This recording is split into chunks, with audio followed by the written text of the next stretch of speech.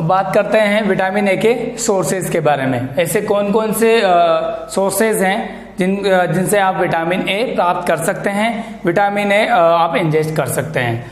तो अपन बात करेंगे सोर्सेज के रिगार्डिंग। दो प्रकार के अपने सोर्सेज होते हैं, एनिमल सोर्सेज और प्लांट सोर्सेज।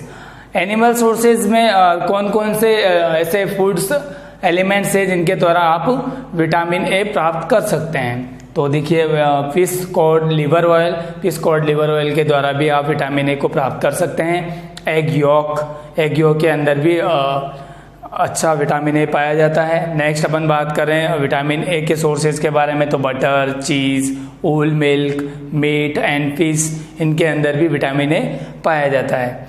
नेक्स्ट अपन बात करें सबसे रिचेस्ट सोर्सेज, जो नेचुरल सोर्सेज, इसका सबसे रिचेस्ट सोर्सेज जो होता है वो है halibut liver oil. Halibut liver oil are the richest natural sources of retinols. Retinols means vitamin A. मैंने आपको पहले ही बताया था कि विटामिन ए का केमिकल जो नेम है वो क्या है, रेटिनॉल है। तो हैलीबर्ट लिवर ऑयल, हैलीबर्ट जो है वो एक प्रकार की फिश होती है, फिश का एक नेम है हैलीबर्ट। उस हैलीबर्ट टाइप की फिश के अंदर, लिवर के अंदर जो ऑयल होता है वो ऑयल इस विटामिन ए का सबसे रिचेस्ट नेचुरल सोर्सेज होता है एनिमल सोर्सेज के रिगार्डिंग, जो कि रेटिनॉल का सबसे रिचेस्ट सोर्सेज होता है। नेक्स्ट अपन बात करें प्लांट सोर्सेज के बारे में।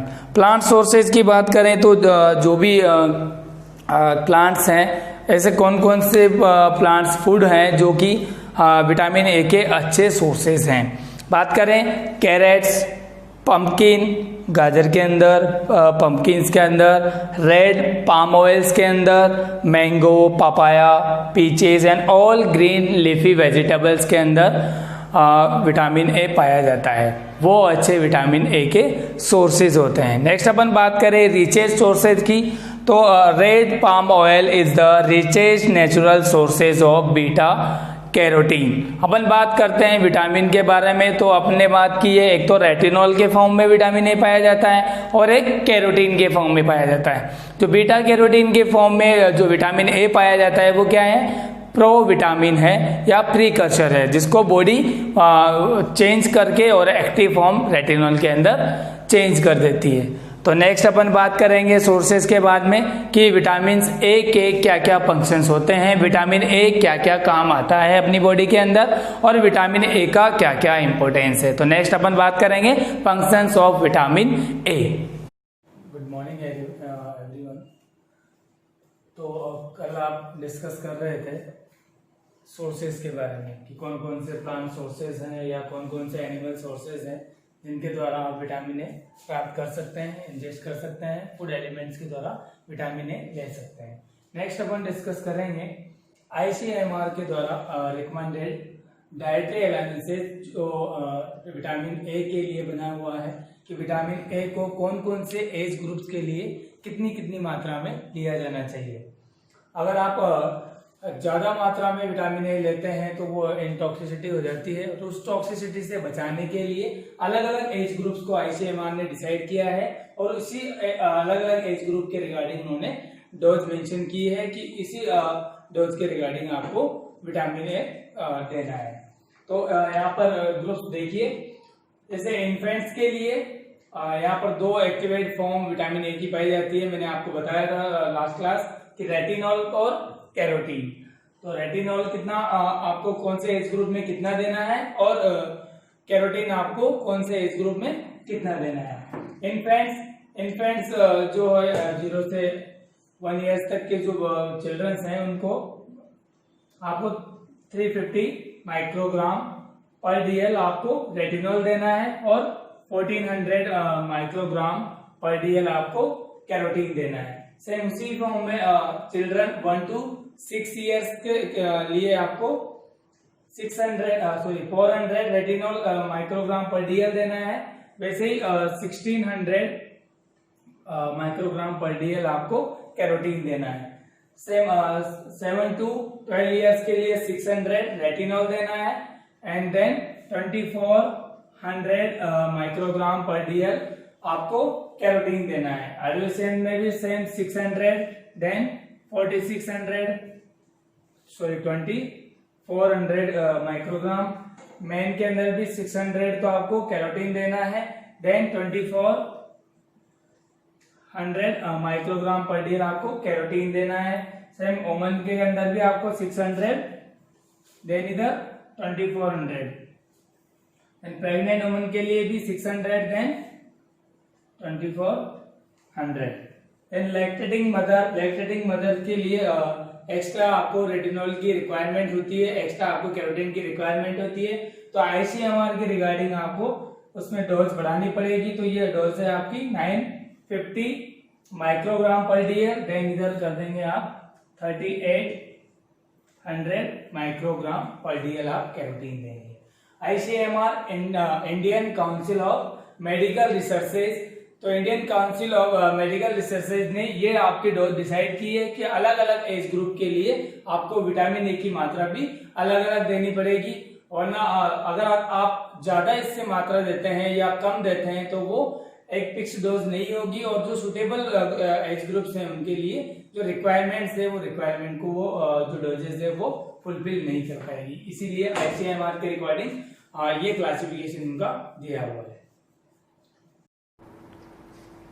Daily requirements according to ICMR के बाद जो आपने डेली रिक्वायरमेंट्स देखी है कि विटामिन ए को डेली कितना अमाउंट में आपको अलग अलग एज ग्रुप्स के अकॉर्डिंग लेना है। नेक्स्ट अपन बात करते हैं deficiency of vitamin A. Mall nutrition के कारण या प्रेगनेंसी के अंदर किसी ने अगर न्यूट्रिशन प्रॉपर नहीं लिया है, विटामिन ए प्रॉपर नहीं लिया है, तो उसकी एब्सेंस में उसकी डेफिशिएंसी से कौन कौन सी ऐसी अलग अलग डिजीजेज हैं जो हो सकती है। तो अपन सबसे पहले तो बात करते हैं कि विटामिन ए क्या कर रहा है, विजन में हेल्प कर रहा है। तो विजन रोडोप्सिन का कार्य आपने देखा है कि रोडोप्सिन डिम लाइट में आपको विजन प्रोवाइड करने में हेल्प करता है। तो अगर विटामिन ए की डेफिशिएंसी हो जाएगी तो रोडोप्सिन वहाँ पे प्रेजेंट नहीं होगा, और रोडोप्सिन प्रेजेंट नहीं होने की वजह से नाइट ब्लाइंडनेस वहाँ पर देखने को मिलेगा। तो सबसे पहली आपकी जो डेफिशिएंसी है विटामिन ए के रिगार्डिंग वो है नाइट ब्लाइंडनेस या निक्टेलोपिया। तो इस night blindness unable to see in dim light, it is the first symptoms of vitamin A deficiency. मैंने बताया था आपको रोडोप्सिन का एब्सेंस होने की वजह से डिम लाइट के अंदर वो सीन नहीं कर पाएगा, विजन उसका प्रॉब्लम होगा। तो इस वजह से आपने सबसे पहला जो डेफिशिएंसी सिम्टम है वो है नाइट ब्लाइंडनेस। नेक्स्ट है जीरोप्थेल्मिया। जीरोप्थेल्मिया जैसे ही विटामिन ए की डेफिशिएंसी होती है तो विटामिन ए की डेफिशिएंसी होने की वजह से जो कंजक्टाइवा है उस कंजक्टाइवा की ड्राइनेस हो जाएगी। तो dryness of eye means xerophthalmia, dryness of या dry of eyes, dry of eyes वहाँ पर देखने को मिलेगी। नेक्स्ट है कंजक्टिवल जीरोसिस। कंजक्टिवल जीरोसिस का मतलब जो कंजक्टाइवा है उसकी थिकनेस वहाँ पर देखने को मिलेगी। जो कंजक्टाइवा ऐसे क्लियर विजन जो दिखाई दे रहा है वहाँ पे क्लियर विजन नहीं दिखाई देगा, ओपेक वो दिखाई देगी। नेक्स्ट बाइटोड स्पॉट, कंजक्टाइवा के ऊपर ऐसे स्पॉट दिखाई देंगे जो सर्कुलर भी हो सकते हैं, ट्रायंगुलर हो सकते हैं। तो ऐसे वहाँ पर सर्कुलर, ट्रायंगल, ऐसे स्पॉट अपने कंजक्टाइवा पर दिखाई देंगे। नेक्स्ट कॉर्नियल अल्सर या कॉर्नियल स्कार भी वहाँ पर देखने को मिल सकता है विटामिन ए की डेफिशिएंसी के कारण।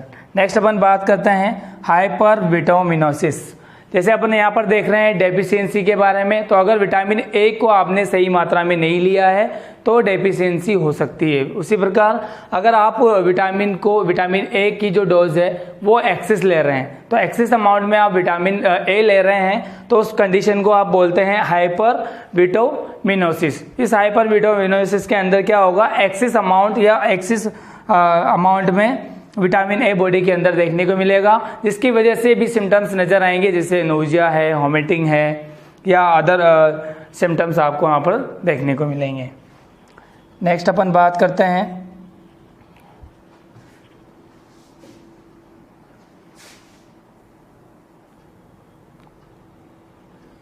आपने डिस्कस की थी कि deficiencies of vitamin A. Deficiency of vitamin ए में आपने देखा है कि उसकी जो नॉर्मल अमाउंट जो है, जो अमाउंट आईसीएमआर ने डिसाइड किया है वो डेली रिक्वायरमेंट्स अगर नहीं मिल पा रही है तो डेफिशिएंसी आपको दिखाई देगी और डेफिशिएंसी से रिलेटेड सिम्टम्स आपको दिखाई देंगे।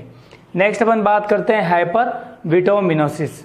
Hyper vitaminosis means excess amount.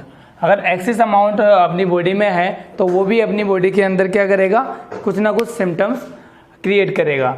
तो यहाँ पर देखते हैं intake of large amount of vitamin A for prolong period can lead to toxic symptoms which include irritability, headache, nausea and vomiting. तो आप अगर ज़्यादा अमाउंट बॉडी के अंदर विटामिन ए का लेते हैं तो वो भी क्या कर रहा है, कैन लीड टू सिम्टम्स, तो उसके भी टॉक्सिक सिम्टम्स दिखाई देंगे। तो कौन कौन से टॉक्सिक सिम्टम्स वहाँ पर दिखाई दे सकते हैं, इरिटेबिलिटी, हेडेक हो सकता है, नोजिया एंड वॉमिटिंग वहाँ पर देखने को मिल सकता है। नेक्स्ट अपन बात करते हैं प्रिवेंशन के बारे में। तो प्रिवेंशन ओवरऑल विटामिन ए का कोई भी डेफिशिएंसी वहाँ पर नजर नहीं आए, उससे रिलेटेड आपको डिजीज ना हो, उसके लिए आप क्या करेंगे, प्रोफाइलैक्सिस मेजर्स यूज करते हैं। प्रोफाइलैक्सिस मेजर्स के रिगार्डिंग आप क्या करेंगे, विटामिन ए की वहाँ पर वैक्सीन देंगे, डोज देंगे। तो first dose of 1 lakh international unit is given at 9 month. 9 month पर पहले इसकी डोज दी जाती है जो कि होती है 1 lakh international unit. After that 2 lakhs international unit are administered after every 6 month for या अप टू 5 years। 5 years तक आप 6 महीने के अंतराल में 2 lakhs इंटरनेशनल यूनिट की फर्दर डोज वहाँ पर एडमिनिस्टर्ड करते हैं। ये इसके लिए प्रिवेंशन के लिए prevention of vitamin A, that's all. Vitamin A fat soluble vitamin के रिगार्डिंग विटामिन ए जो है आप कंप्लीट कर चुके हैं। नेक्स्ट अपन डिस्कस करेंगे विटामिन डी के बारे में, कैल्सीफेरॉल के बारे में।